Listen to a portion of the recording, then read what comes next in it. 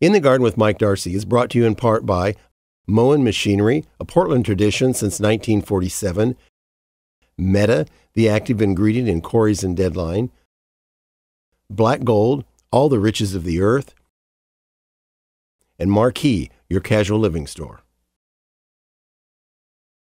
Well, here we are, early October, and there's still a lot of things blooming in the garden. So certainly fall is not only for planting, but it's for blooming, not only flowers, but texture, the whole gamut of things you might find in plants in a garden.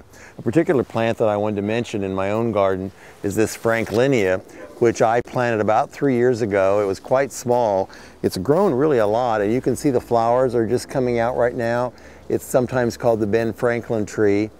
Beautiful yellow stamens in the middle, and it's got a lot of buds on it right here. You can see flower buds, so it's going to be in bloom for quite a while. But we don't have a lot of trees that bloom this late, and this is one of those trees that does bloom late in the season, and it also has very, very nice fall color. Might be a little hard to find, but it's worth the search.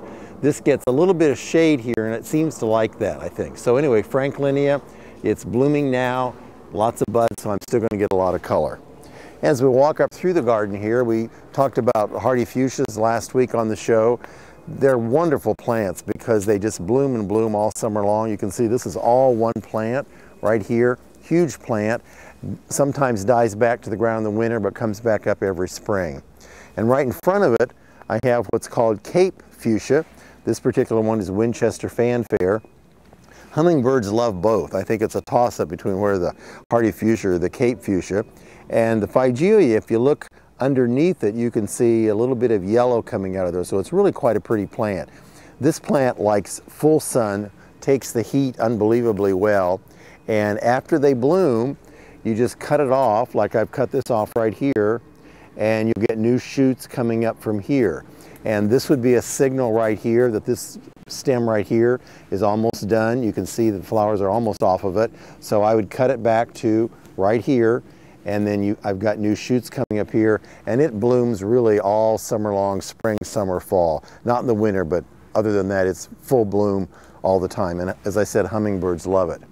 And sometimes we think about Daphnes as being a little tricky to grow, but this is one called Summer Ice. And while it doesn't have quite the fragrance of the odora, it certainly does smell good. And you can see the variegated foliage a little bit on the leaf here, hence the name Summer Ice.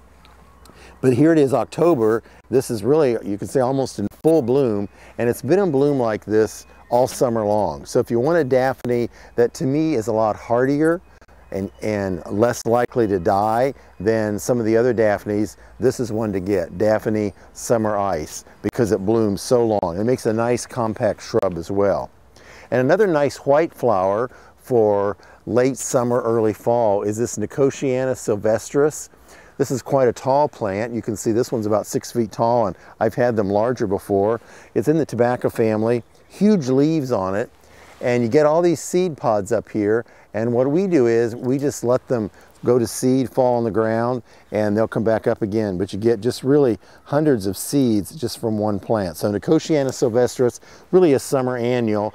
It's only good for the season, but right now it's in bloom, and in the evening you do get quite a nice fragrance from it. So they're just some things that are blooming right now in my own garden.